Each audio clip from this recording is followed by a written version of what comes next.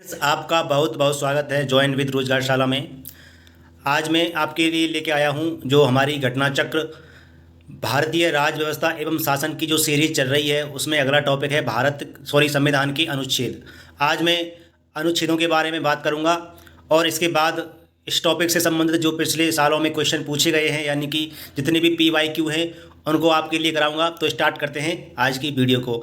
आज की वीडियो को स्टार्ट करने से पहले मैं आपसे एक रिक्वेस्ट करूंगा, प्लीज़ फ्रेंड्स आप मेरे यूट्यूब चैनल जॉइन विद रोजगारशाला को सब्सक्राइब कर लीजिए। अगर आपको वीडियो पसंद आती है तो प्लीज़ लाइक कर सकते हैं और कमेंट भी कर सकते हैं। तो स्टार्ट करते हैं आज की वीडियो को। इसमें दिया गया है भारतीय संविधान में वर्तमान में 26 नवंबर 2021 की स्थिति अनुसार गणना की दृष्टि से 468 अनुच्छेद यानी कि 468 आर्टिकल हैं, परंतु क्रमांक की दृष्टि से अभी भी 995 अनुच्छेद हैं तथा सभी अतिरिक्त अनुच्छेदों को मूल अनुच्छेदों के साथ क ख ग आदि लगाकर जोड़ा गया है। इसी प्रकार गणना की दृष्टि से संविधान के भागों की संख्या बढ़कर 25 हो गई है। संविधान के मूल पाठ में यानी कि मूल संविधान में 22 भाग, 395 अनुच्छेद और 8 अनुसूचियाँ थीं। संशोधनों के द्वारा कुछ नए अनुच्छेद जोड़े तथा प्रतिस्थापित किए गए हैं और कुछ अनुच्छेद निकाले भी गए।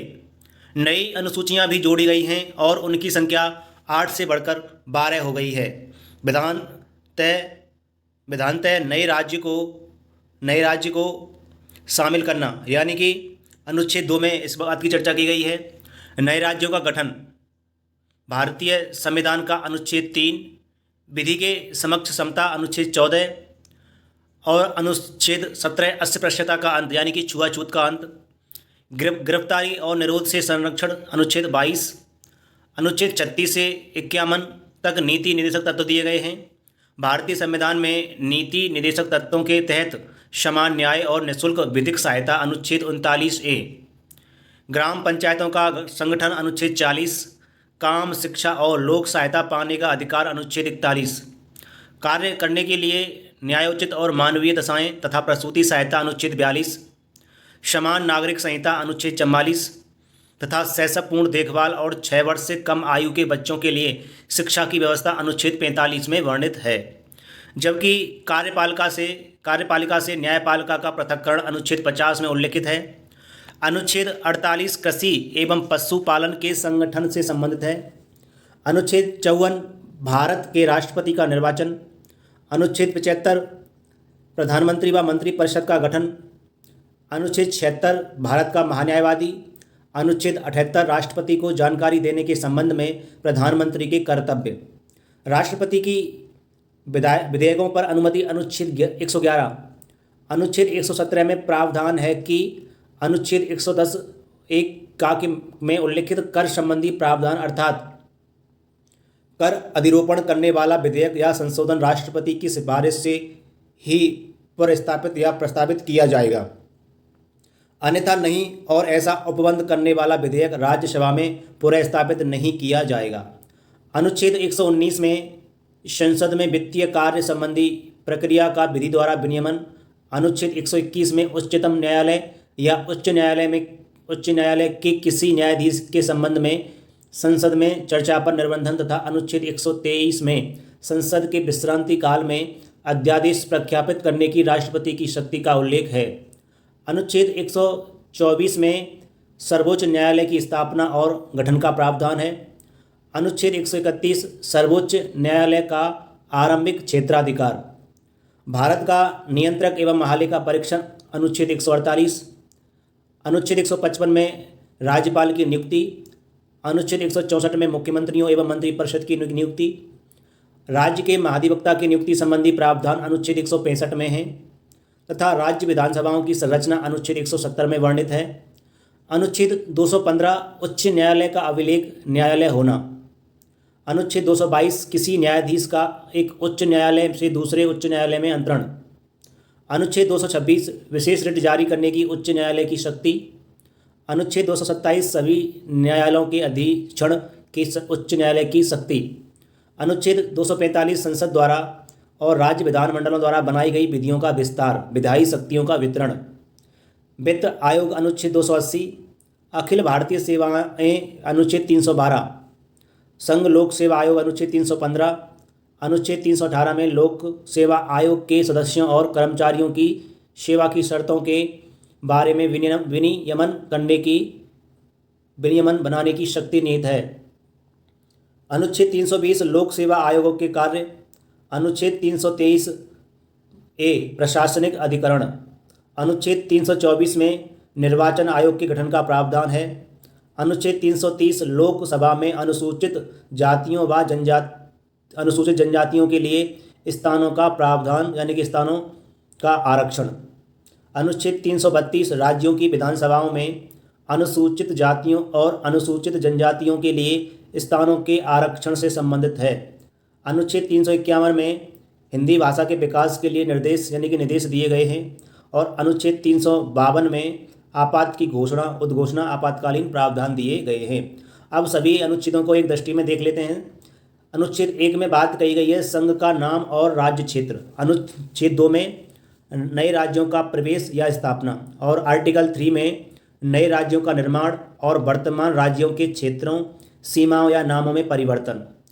आर्टिकल 5 में संविधान के प्रारंभ के समय नागरिकता। और अनुच्छेद आर्टिकल 14 में विधि के समक्ष समानता का अधिकार। और आर्टिकल 15 में धर्म, मूलवंश, जाति, लिंग या जन्म स्थान के आधार पर विभेद का प्रतिषेध। आर्टिकल 16 में लोक नियोजन के विषयों में अवसर की समानता। आर्टिकल 17 में अस्पृश्यता का अंत यानी कि छुआछूत का अंत। आर्टिकल 18 में उपाधियों का अंत। आर्टिकल 19 में वाक स्वातंत्र्य आदि विषयक कुछ अधिकारों का संरक्षण। आर्टिकल 20 में अपराधों के लिए दोष सिद्धि के संबंध में संरक्षण। आर्टिकल 21 में प्राण और दैहिक स्वतंत्रता का संरक्षण। आर्टिकल 21 का में 6 से 14 वर्ष तक के सभी बच्चों को निःशुल्क और अनिवार्य शिक्षा का अधिकार। आर्टिकल 22 में कुछ दशाओं में गिरफ्तारी और निरोध से संरक्षण। आर्टिकल 23 में मानव दुर्व्यापार एवं बलात् श्रम का प्रतिषेध। आर्टिकल 24 में कारखानों आदि में बालकों के नियोजन का प्रतिषेध। और आर्टिकल 25 में अंतःकरण की और धर्म के अबाध रूप से मानने, आचरण और प्रचार करने की स्वतंत्रता। आर्टिकल 29 में अल्पसंख्यक वर्गों के हितों का संरक्षण। आर्टिकल 32 में संवैधानिक उपचारों का अधिकार। आर्टिकल 39 में राज्य द्वारा अनुसरणीय कुछ नीति तत्व। और आर्टिकल 39 का में समान न्याय तथा निःशुल्क विधिक सहायता। अनुच्छेद यानी कि आर्टिकल 40 में ग्राम पंचायत की स्थापना का प्रावधान। आर्टिकल 41 में कुछ दशाओं में काम, शिक्षा और लोक सहायता पाने का अधिकार। आर्टिकल 43 खा में सहकारी समितियों का संवर्धन। और आर्टिकल 44 में नागरिकों के लिए एक समान सिविल संहिता यानी कि यूनिफॉर्म सिविल कोड का प्रावधान। दोस्तों, अगर आपको मेरी यह वीडियो पसंद आ रही है तो प्लीज़ आप मेरे यूट्यूब चैनल ज्वाइन विद रोजगारशाला को सब्सक्राइब कर सकते हैं और लाइक भी कर सकते हैं और इस पर कमेंट भी कर सकते हैं।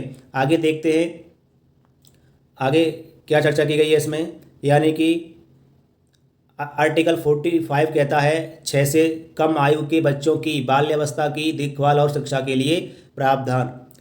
अगला आर्टिकल है आर्टिकल 48 का में दिया गया है पर्यावरण का संरक्षण और संवर्धन एवं वन तथा वन्य जीवों की रक्षा।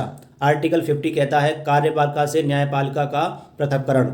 आर्टिकल 51 कहता है अंतर्राष्ट्रीय शांति और सुरक्षा की अभिवृद्धि। आर्टिकल 51 का कहता है मूल कर्तव्यों के बारे में इसमें जानकारी दी गई है। आर्टिकल 52 कहता है भारत का एक राष्ट्रपति होगा। आर्टिकल 55 कहता है राष्ट्रपति के निर्वाचन की पद्धति के बारे में। और आर्टिकल 57 कहता है पुनर्निर्वाचन के लिए पात्रता। और आर्टिकल 58 कहता है राष्ट्रपति पद की योग्यता। आर्टिकल 60 कहता है राष्ट्रपति द्वारा शपथ या प्रतिज्ञान। आर्टिकल 61 कहता है राष्ट्रपति पर चलाई जाने वाली महाभियोग की प्रक्रिया। और आर्टिकल 66 कहता है यानी कि 66 कहता है उपराष्ट्रपति का निर्वाचन होगा। और आर्टिकल 70 कहता है अन्य आकस्मिकताओं में राष्ट्रपति के कृत्यों का निर्वहन।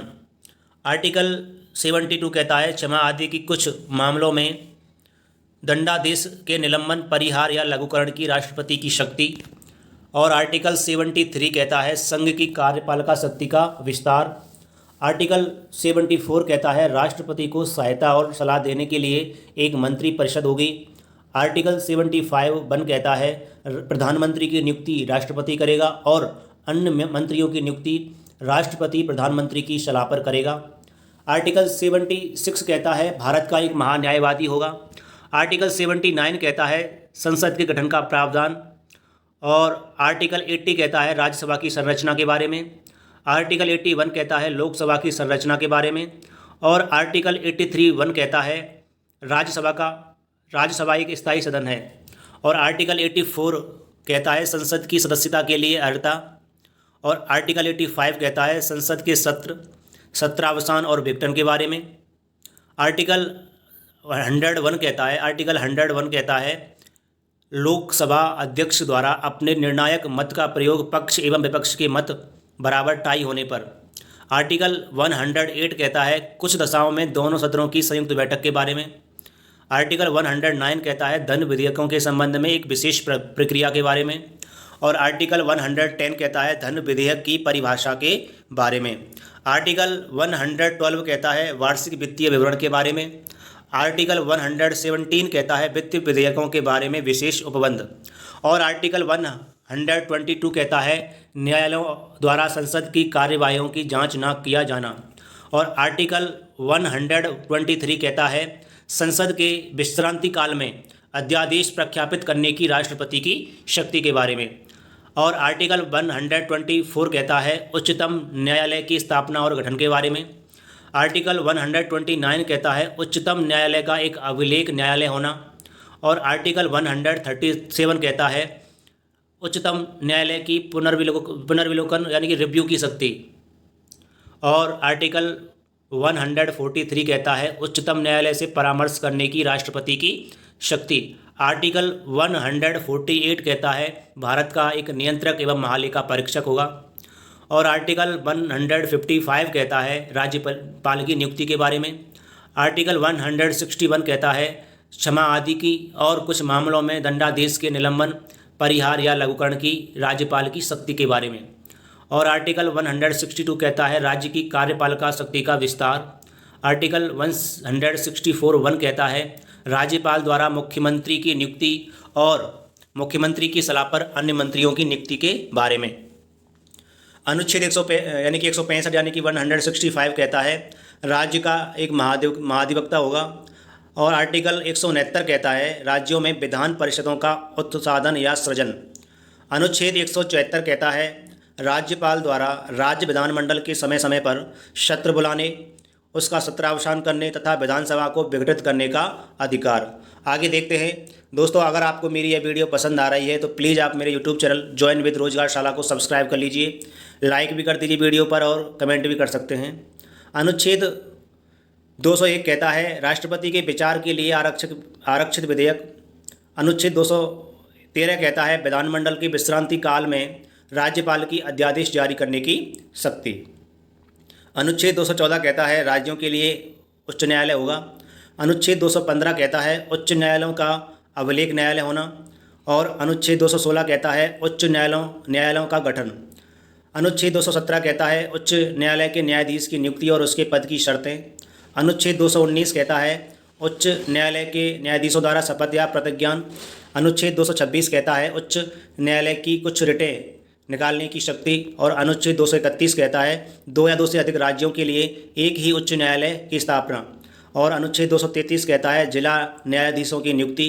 और अनुच्छेद 239 कहता है संघ राज्य क्षेत्रों का प्रशासन। दोस्तों, अगर आपको मेरी ये वीडियो पसंद आ रही है तो प्लीज़ आप मेरे यूट्यूब चैनल ज्वाइन विद रोजगारशाला को सब्सक्राइब कर लीजिए और वीडियो पर कमेंट कर दीजिए और लाइक भी कर सकते हैं। अगला अनुच्छेद है अनुच्छेद 239 का दिल्ली के संबंध में विशेष उपबंध। अनुच्छेद 241 संघ राज्य क्षेत्रों के लिए उच्च न्यायालय। अनुच्छेद 243 का कहता है ग्राम सभा के बारे में। अनुच्छेद 243 खा कहता है पंचायतों का गठन के बारे में। अनुच्छेद 243 गा कहता है पंचायतों की संरचना के बारे में। और अनुच्छेद 243 घा कहता है पंचायतों में स्थानों का आरक्षण। अनुच्छेद 243 झा कहता है पंचायतों के वित्तीय मामलों पर सिफारिश करने के लिए राज्यों द्वारा वित्त आयोग गठित करने का प्रावधान। आगे देखते हैं अनुच्छेद 243 क्या कहता है? पंचायतों के लिए निर्वाचन। अनुच्छेद 243 था कहता है नगर पालिकाओं का गठन। अनुच्छेद 243 या का कहता है नगर पालिकाओं के लिए निर्वाचन। अनुच्छेद 243 या घा कहता है जिला योजना के लिए समिति। और आगे अनुच्छेद 243 या छा कहता है सहकारी समितियों का निगमन। और अनुच्छेद 249 कहता है राज्य सूची के विषय के संबंध में राष्ट्रीय हित में विधि बनाने की संसद की शक्ति। और अनुच्छेद 253 कहता है अंतर्राष्ट्रीय करारों को प्रभावी करने के लिए विधान। अनुच्छेद 262 कहता है अंतर्राज्यिक नदियों या नदी दोनों के जल संबंधी विवादों का न्याय निर्णय। और अनुच्छेद 263 कहता है अंतर्राज्य परिषद के संबंध में उपबंध। और अनुच्छेद 266 कहता है भारत और राज्यों की संचित निधियों और लोकलेख के बारे में प्रावधान। अनुच्छेद 267 कहता है भारत की आकस्मिकता निधि। और अनुच्छेद 280 कहता है वित्त आयोग फाइनेंस कमीशन के बारे में। और अनुच्छेद 300 का कहता है विधि के प्राधिकार के बिना व्यक्तियों को संपत्ति से वंचित न किया जाना। और आगे देखते हैं अनुच्छेद 312 कहता है अखिल भारतीय सेवाओं के बारे में।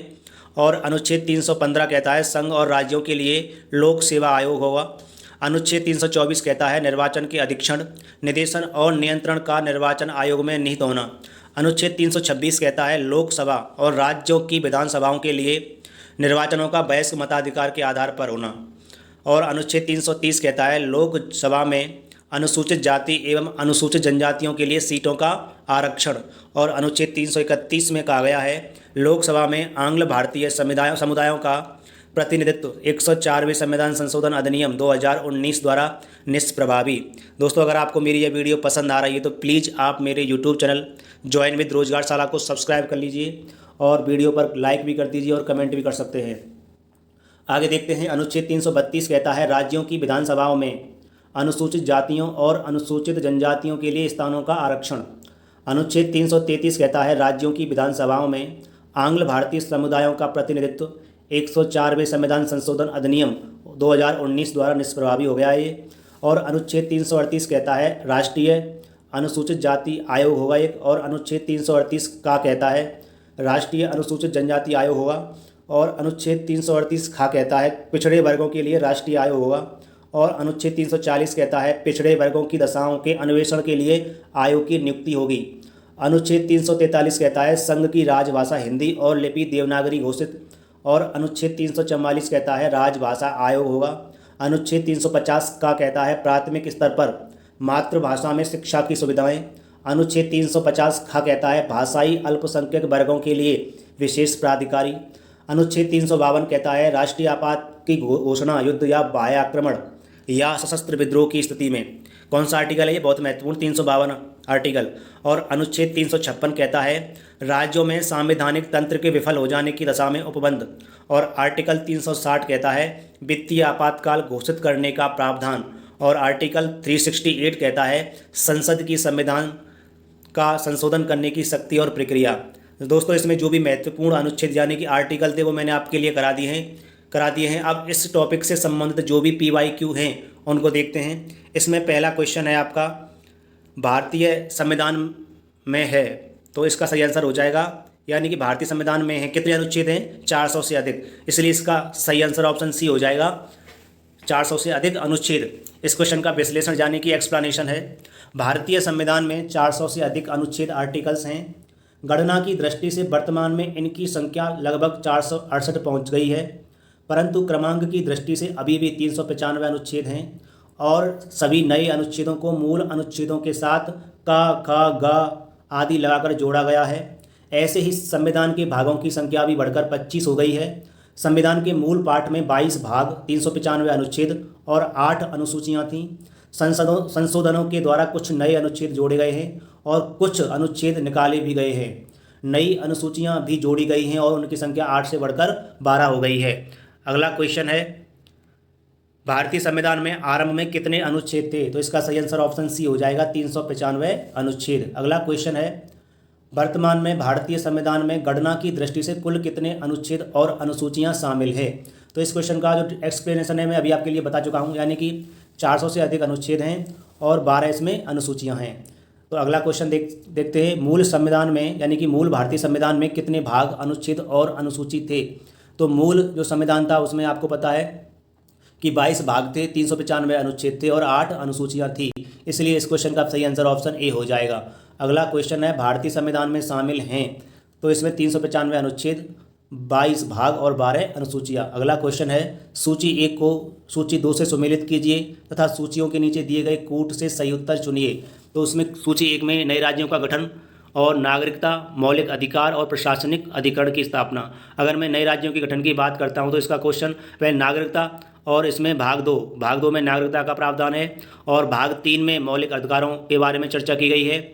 और इसका पहले देखते हैं एक्सप्लेनेशन। नए राज्यों का गठन भारतीय संविधान का अनुच्छेद 3 है, नागरिकता भारतीय संविधान का भाग 2, मौलिक अधिकार भारतीय संविधान भाग 3 और प्रशासनिक अधिकरण की स्थापना भारतीय संविधान का अनुच्छेद 323A। अगला क्वेश्चन देखते हैं, राष्ट्रपति के सिफारिश के बगैर कोई विधेयक जो कल लगाता है विधायिका में नहीं रखा जा सकता। यह प्रावधान भारत के संविधान के किस अनुच्छेद के अंतर्गत आता है? तो इस क्वेश्चन का सही आंसर ऑप्शन ए हो जाएगा, आर्टिकल 117 के अंतर्गत यह आता है। इस क्वेश्चन का विश्लेषण है, अनुच्छेद 117 में प्रावधान है कि अनुच्छेद 110(1) के उपबंध का से 4 में उल्लिखित कर संबंधी प्रावधान अर्थात कर अधिरोपण करने वाला विधेयक या संशोधन राष्ट्रपति की सिफारिश से ही पुनर्स्थापित या प्रस्तावित किया जाएगा, अन्यथा नहीं, और ऐसा उपबंध करने वाला विधेयक राज्यसभा में पुनर्स्थापित नहीं किया जाएगा। तो इसका अगला क्वेश्चन है, वित्त विधेयकों के बारे में विशेष उपबंध किस अनुच्छेद के अंतर्गत किया गया है? तो इस क्वेश्चन का सही आंसर ऑप्शन ए हो जाएगा, आर्टिकल 117। तो इस क्वेश्चन का एक्सप्लेनेशन देखते हैं। संविधान के अनुच्छेद 117 में वित्त विधेयकों के बारे में विशेष उपबंध किया गया है। अनुच्छेद 119 में संसद में वित्तीय कार्य संबंधी प्रक्रिया का विधि द्वारा विनियमन। अनुच्छेद 121 में उच्च न्यायालय में के किसी न्यायाधीश द्वारा कर्तव्यों के निर्वहन में किए गए किसी आचरण के संबंध में संसद में चर्चा पर निर्बंधन तथा अनुच्छेद 123 में संसद के विश्रांति काल में अध्यादेश प्रख्यापित करने की राष्ट्रपति की शक्ति का उल्लेख किया गया है। आगे देखते हैं। अगला क्वेश्चन है, भारतीय संविधान के किस अनुच्छेद के अंतर्गत अखिल भारतीय सेवाओं का प्रावधान किया गया है? तो इस क्वेश्चन का सही आंसर ऑप्शन सी हो जाएगा, अनुच्छेद 312 के अंतर्गत अखिल भारतीय सेवाओं का प्रावधान किया गया है। इस क्वेश्चन का एक्सप्लेनेशन है, भारतीय संविधान के अनुच्छेद 312 के तहत अखिल भारतीय सेवाओं का प्रावधान किया गया है। इस अनुच्छेद के अनुसार यदि राज्यसभा ने उपस्थित और मत देने वाले सदस्यों के कम से कम 2/3 बहुमत से समर्थित संकल्प से यह घोषित किया है कि राष्ट्रीय हित में ऐसा करना आवश्यक है, तो संसद विधि द्वारा अखिल भारतीय सेवाओं के सृजन हेतु उपबंध कर सकती है। अगला क्वेश्चन है, निम्नलिखित में से कौन सी जोड़ी संस्था और संविधान के अनुच्छेद सुमेलित हैं? तो इस क्वेश्चन का सही आंसर ऑप्शन बी हो जाएगा, भारत का निर्वाचन आयोग, जिसकी चर्चा आर्टिकल 324 में की गई है। इस क्वेश्चन का विश्लेषण है, भारतीय संविधान के अनुच्छेद 324 में निर्वाचन आयोग के गठन का प्रावधान है। निर्वाचन आयोग का गठन मुख्य निर्वाचन आयुक्त तथा ऐसे अन्य निर्वाचन आयुक्तों से किया जाता है जिनकी संख्या समय समय पर राष्ट्रपति द्वारा नियत की जाती है। अनुच्छेद 124 में सर्वोच्च न्यायालय के गठन का प्रावधान है, जबकि अनुच्छेद 318 में लोक सेवा आयोग के सदस्यों और कर्मचारियों की सेवा की शर्तों के बारे में विनियमन बनाने की शक्ति निहित है। संघ और राज्यों के लिए लोक सेवा आयोग का प्रावधान अनुच्छेद 315 में उल्लिखित है, जबकि अनुच्छेद 332 राज्यों की विधानसभाओं में अनुसूचित जातियों और अनुसूचित जनजातियों के लिए स्थानों के आरक्षण से संबंधित है। राज्य के महाधिवक्ता की नियुक्ति संबंधी प्रावधान अनुच्छेद 165 में है, जबकि अनुच्छेद 351 में हिंदी भाषा के विकास के लिए निर्देश दिए गए हैं। दोस्तों, अगर आपको मेरी ये वीडियो पसंद आ रही है तो प्लीज़ आप मेरे यूट्यूब चैनल ज्वाइन विद रोजगारशाला को सब्सक्राइब कर लीजिए और लाइक भी कर दीजिए वीडियो पर और कमेंट भी कर सकते हैं। अगला क्वेश्चन है, निम्नलिखित में से कौन सही सम्मिलित नहीं है? तो इस क्वेश्चन का सही आंसर ऑप्शन डी हो जाएगा, अनुच्छेद 48, न्यायपालिका एवं कार्यपालिका से पृथक्करण। ये बात बिल्कुल गलत है। इस बात की चर्चा आर्टिकल 50 में की गई है। इसका विश्लेषण देख लेते हैं पहले। भारतीय संविधान में नीति निर्देशक तत्वों के तहत समान न्याय और निःशुल्क विधिक सहायता अनुच्छेद 39A में, ग्राम पंचायतों का संगठन अनुच्छेद 40 में तथा समान नागरिक संहिता अनुच्छेद 44 में वर्णित है, जबकि कार्यपालिका से न्यायपालिका का पृथक्करण अनुच्छेद 48 में नहीं बल्कि अनुच्छेद 50 में उल्लिखित है। अनुच्छेद 48 कृषि एवं पशुपालन के संगठन से संबंधित है। अगला क्वेश्चन देखते हैं। सूची 1 को सूची 2 के साथ सुमेलित कीजिए और सूचियों के नीचे दिए गए कोड का प्रयोग करते हुए सही उत्तर का चयन कीजिए। सूची 1 में अनुच्छेद दिए गए हैं और सूची 2 में उसके विषय दिए गए हैं। तो इस क्वेश्चन का सही आंसर ऑप्शन ए हो जाएगा, यानी कि जो अनुच्छेद 124 है उसमें संघीय न्यायपालिका की चर्चा की गई है, और अनुच्छेद 5 में नागरिकता के बारे में प्रावधान है, और अनुच्छेद 352 में आकस्मिक प्रावधान है, और अनुच्छेद 245 में विधायी शक्तियों का विवरण का प्रावधान है। इस क्वेश्चन का एक्सप्लेनेशन देख लेते हैं। अनुच्छेद 5 संविधान के प्रारंभ के समय नागरिकता। अनुच्छेद 124 में उच्चतम न्यायालय की स्थापना और गठन। अनुच्छेद 245 संसद द्वारा और राज्य विधानमंडलों द्वारा बनाई गई विधियों का विस्तार, विधायी शक्तियों का वितरण। और अनुच्छेद 352 कहता है आपात की उद्घोषणा, आपातकालीन प्रावधान के बारे में। और ज्ञातव्य है कि प्रश्न के हिंदी संस्करण में आकस्मिक प्रावधान लिखा है, जो कि गलत है। इसके स्थान पर आपातकालीन होना चाहिए था। अंग्रेजी के इमरजेंसी का सही अनुवाद आपातकालीन होगा, जबकि आकस्मिक के लिए संविधान में अंग्रेजी शब्द कॉन्टिजेंसी का प्रयोग किया गया है। अगला क्वेश्चन है, सूची 1 को सूची 2 से सुमेलित कीजिए और सूचियों के नीचे दिए गए कोड की सहायता से सही उत्तर का चयन कीजिए। तो आपको पता होना चाहिए, इसमें आर्टिकल 14 कहता है समानता का अधिकार, और आपका आर्टिकल 36 कहता है नीति निर्देशक तत्वों के बारे में, और आपका आर्टिकल 368 कहता है संविधान संशोधन के बारे में, और आर्टिकल 74 कहता है मंत्रिपरिषद के बारे में। इस क्वेश्चन का एक्सप्लेनेशन देखेंगे। संविधान का अनुच्छेद 14 समानता के अधिकार के बारे में कहता है। अनुच्छेद 36 से लेकर 51 तक नीति निर्देशक तत्व दिए गए हैं।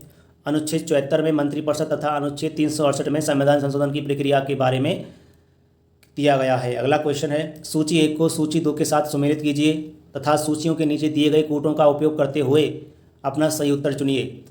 इसमें ए दिया गया है विधान तय नए राज्यों को शामिल करना, यह बात आर्टिकल 2 में की गई है। समता का अधिकार आर्टिकल 14 में, और गिरफ्तारी और निरोध से संरक्षण यह बात आर्टिकल 22 में की गई है। और राष्ट्रपति का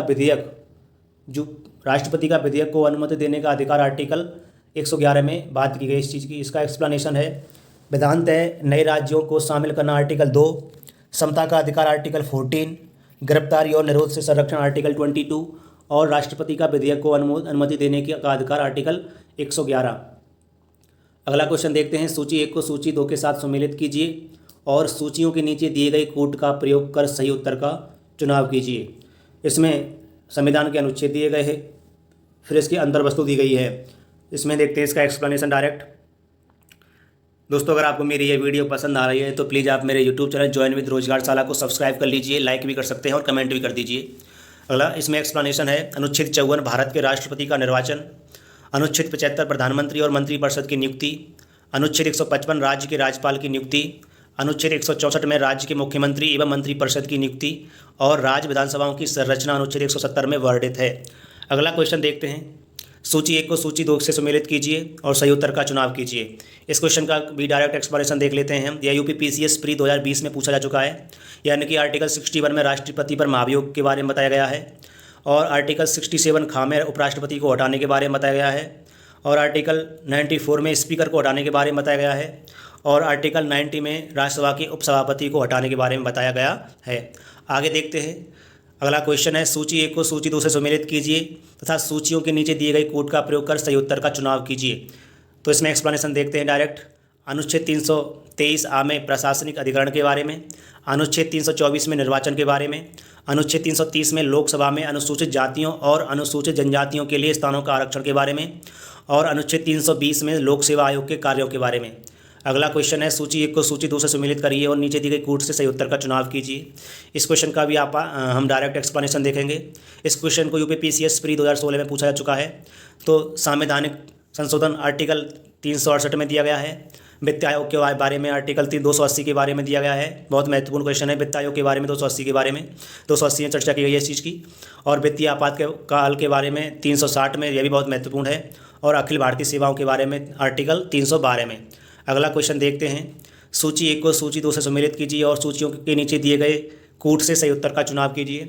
सूची 1 में संस्थान दिए गए हैं और सूची 2 में उसके आर्टिकल दिए गए हैं। अगर मैं इसमें देखता हूँ, वित्त आयोग का आर्टिकल 280, और आपका संघ लोक सेवा आयोग 315, भारत का नियंत्रक एवं महालेखा परीक्षक 148, और प्रशासनिक अधिकरण 323। इसलिए इस क्वेश्चन का सही आंसर ऑप्शन ए हो जाएगा। इसका विश्लेषण है, भारत का नियंत्रक एवं महालेखा परीक्षक 148, वित्त आयोग 280, प्रशासनिक अधिकरण 323A और संघ लोक सेवा आयोग 315।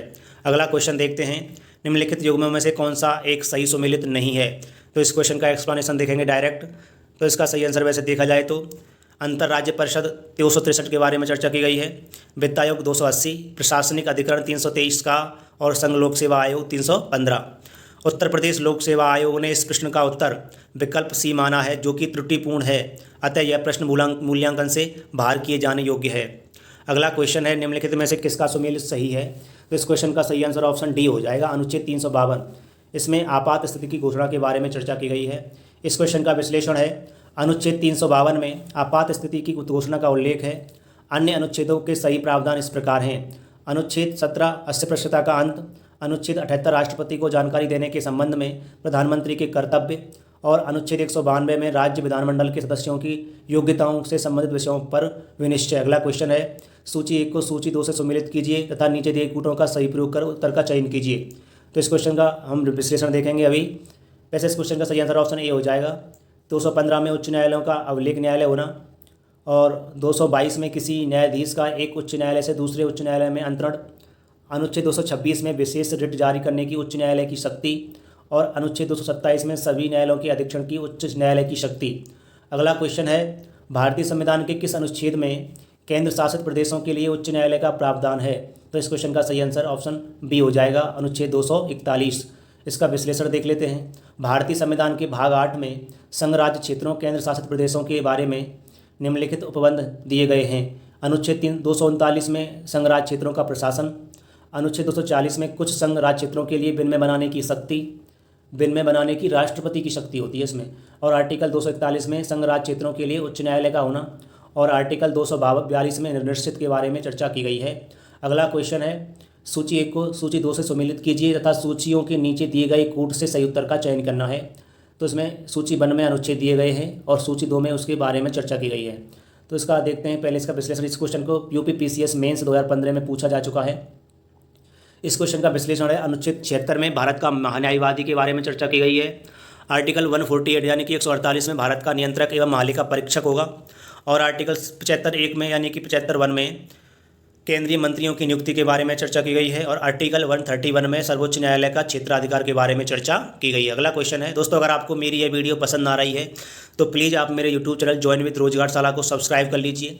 इसी प्रकार की भारतीय राज्य व्यवस्था एवं शासन की जो घटना चक्र की सीरीज चल रही है, लगातार वीडियो आती रहेंगी, आप इनका पूरा फ़ायदा लीजिए। रिवीजन के साथ प्रैक्टिस भी करते रहिए, जिससे कि आपके जो भी फैक्ट हैं वो अच्छी तरीके से तैयार हो जाए। अगला क्वेश्चन है, सूची 1 को सूची 2 से सुमेलित कीजिए और सूचियों के नीचे दिए गए कोड का प्रयोग करते हुए सही उत्तर का चयन कीजिए। इस क्वेश्चन का विश्लेषण ही देख लेते हैं डायरेक्ट।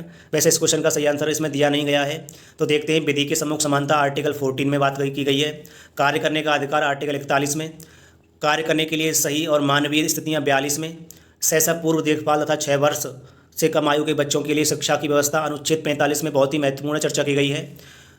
इसमें एक नोट भी दिया गया है, इसको देख लेते हैं। बच्चों के लिए मुफ्त तथा अनिवार्य शिक्षा का प्रावधान मूलतः नीति निर्देशक तत्वों के तहत अनुच्छेद 45 में वर्णित था, परंतु 86वें संविधान संशोधन 2002 से इसे अनुच्छेद 21 का के रूप में मूल अधिकारों में शामिल किए जाने के साथ साथ अनुच्छेद 45 में इसके स्थान पर शैशव पूर्व देखभाल तथा 6 वर्ष से कम आयु के बच्चों की शिक्षा के लिए व्यवस्था प्रतिस्थापित किया गया है।